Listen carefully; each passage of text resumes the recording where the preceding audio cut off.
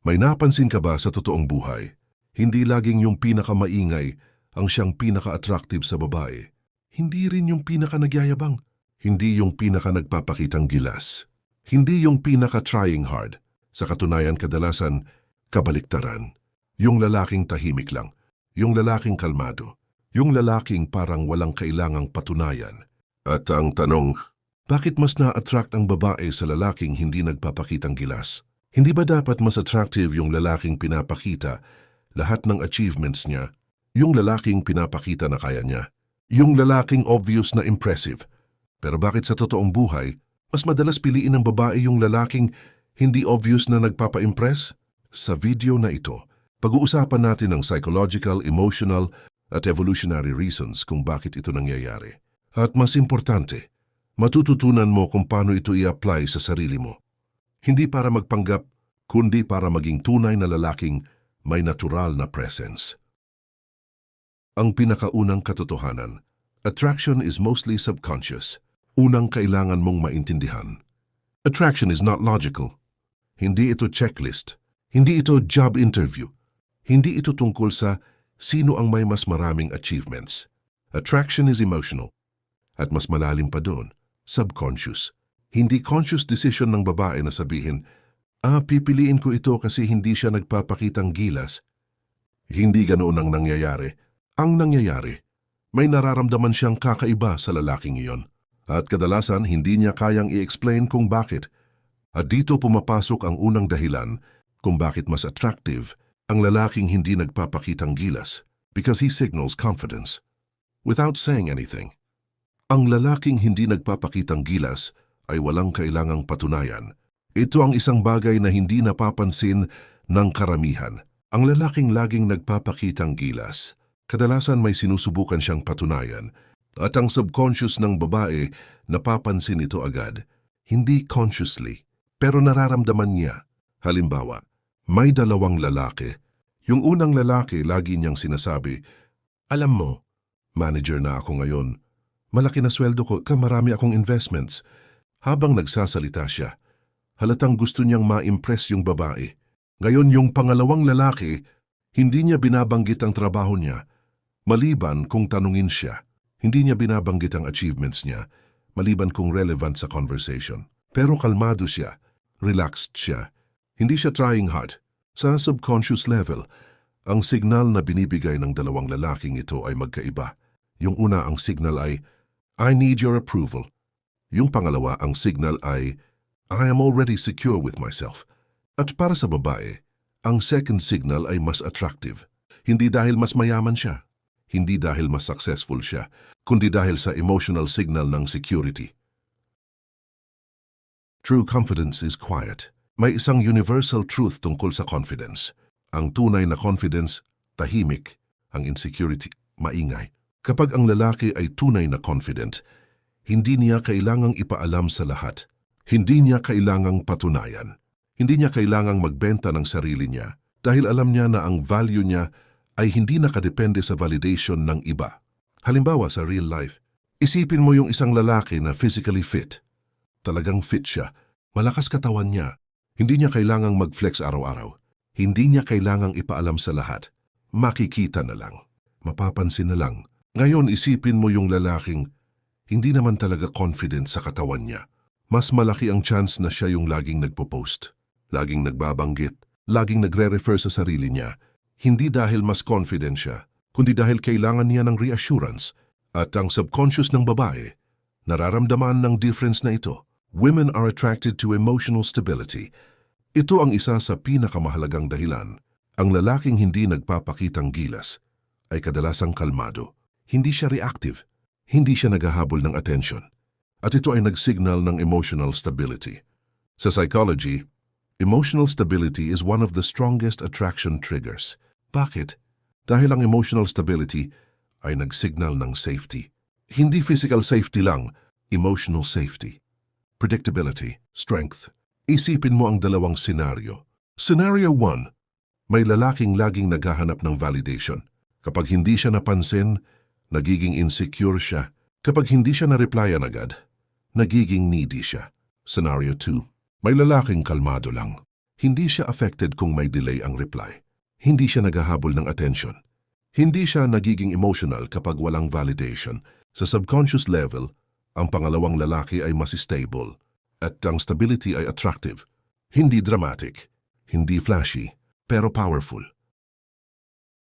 The law of scarcity. Ang hindi madaling ma-impress ay mas attractive. May psychological principle na tinatawag na scarcity. Ang mga bagay na hindi madaling makuha, mas valuable. Kapag ang lalaki ay laging nagpapakitang gilas, parang sinasabi niya, I am trying to earn your approval. Pero kapag ang lalaki ay kalmado lang, hindi trying hard, ang subconscious signal ay, his approval is not easily given. And yung human psychology ay natural na naa-attract sa ganitong dynamic.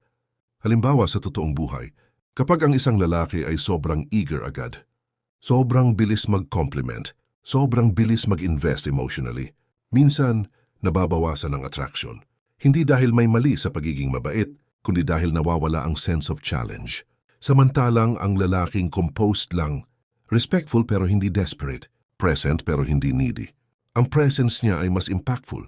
Hindi dahil sa ginagawa niya, kundi dahil sa hindi niya ginagawa. Ang mystery ay mas attractive kaysa sa obvious.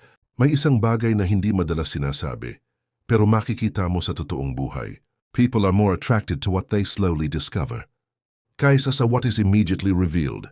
Kapag ang lalaki ay laging nagpapakitang gilas, parang ibinibigay niya agad ang lahat ng impormasyon.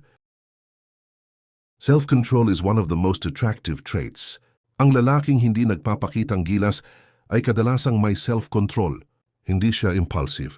Hindi siya controlled ng emotions niya. Hindi siya controlled ng need for validation. At ang self-control ay isang sign ng strength. Hindi loud strength, quiet strength. Halimbawa sa isang social setting, may group conversation.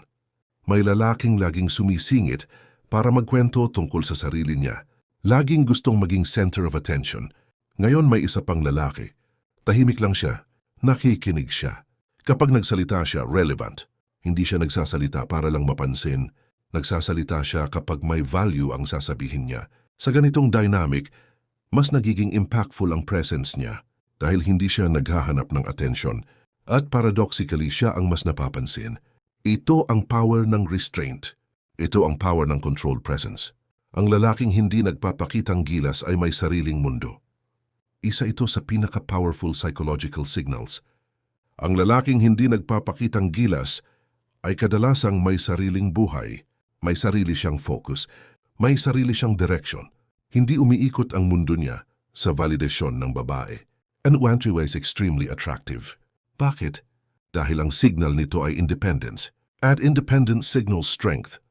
Halimbawa, may lalaking lagi available, lagi nag-a-adjust, lagi naghihintay, lagi nakafocus sa babae. At may isa pang lalaki, may sarili siyang routine, may sarili siyang priorities. Hindi siya unavailable intentionally, pero hindi rin siya overly available. Kapag busy siya, busy siya. Kapag free siya, present siya. Hindi niya sinasakripisyo ang buong buhay niya para lang ma-impress ang babae.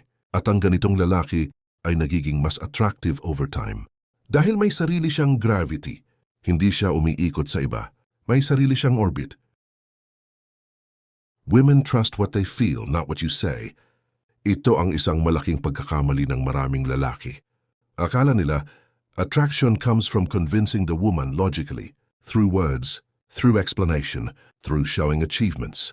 Pero ang totoo, attraction comes from emotional experience. Hindi sa sinasabi mo, kundi sa nararamdaman niya kapag kasama ka. Ang lalaking hindi nagpapakitang gilas ay nagbibigay ng calm emotional experience. Walang pressure, walang trying hard energy, walang neediness. At ang calm emotional experience ay addictive. Halimbawa, may lalaking sobrang trying hard mag-impress. Sa surface, impressive siya, pero may subtle pressure, may subtle tension. Ngayon may lalaking kalmado lang, relaxed, comfortable sa sarili niya. Kapag kasama siya, relaxed din ang babae. At ang emotional state na iyon, ang nagiging association niya sa lalaking iyon. Hindi achievements, hindi words, kundi emotional state. Neediness is the biggest attraction killer. Ito ang brutal truth na bihira sabihin. Nothing kills attraction faster than neediness. At ang pagpapakitang gilas kadalasan ay rooted sa neediness.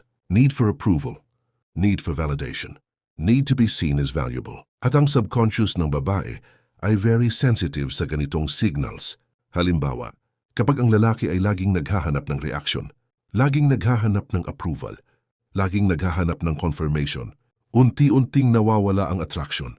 Hindi dahil may mali sa kanya bilang tao, kundi dahil ang energy niya ay seeking instead of grounded. Samantalang ang lalaking hindi nagpapakitang gilas, hindi siya naghahanap ng validation, hindi siya naghahabol ng approval, at ang ganitong energy ay naturally attractive. The difference between performance and presence. Maraming lalaki ang nagpe-perform, pero kakaunti ang may presence. Performance is trying to show value. Presence is naturally having value. Kapag ang lalaki ay nagpapakitang gilas, he is performing. He is trying to create attraction. Kapag ang lalaki ay calm, grounded, and secure, he is not performing. He is simply present. At ang presence ay mas powerful kaysa performance. Halimbawa, may lalaking sobrang energetic, sobrang loud, sobrang trying hard maging impressive. At may lalaking calm, relaxed, composed. Hindi niya sinusubukang kontrolin ang perception ng iba. Pero naturally, siya ang nagiging center of gravity. Ito ang difference ng performance at presence. At ang presence ay hindi pinipilit. Ito ay nanggagaling sa internal security. Sa dulo ng lahat, tandaan mo ito. Ang tunay na attraction ay hindi nagmumula sa pagpapakitang gilas, kundi sa katahimikan ng lalaking hindi kailangang patunayan ang sarili niya. Hindi mo kailangang maging pinakamayaman, hindi mo kailangang maging pinakamaingay, hindi mo kailangang maging pinaka-impressive sa salita. Ang kailangan mo lang ay maging grounded sa sarili mong halaga. Kapag hindi ka naghahabol ng validation, mas lalo kang nagiging valuable. Kapag hindi ka naghahanap ng approval, mas lalo kang nirerespeto.